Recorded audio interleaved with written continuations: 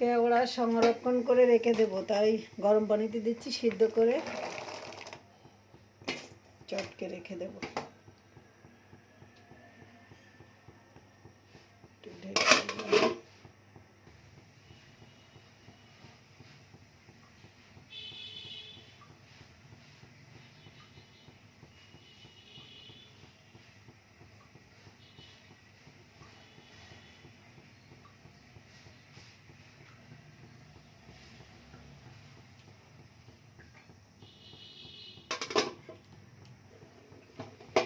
কেওড়াটা সিদ্ধ হয়ে গেছে, এখন অফ করে দেব।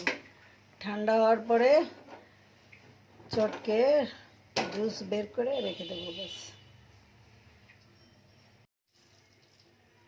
কেওড়াগুলো থেকে এখন ঠান্ডা হয়ে গেছে, এখন বিচিগুলো আলাদা করে নিব।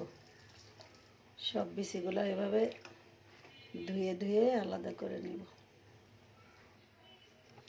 এই যে জুসটা থেকে নিয়েছি, কেওড়া জুসটা এখন বোতলে ভরে নেব।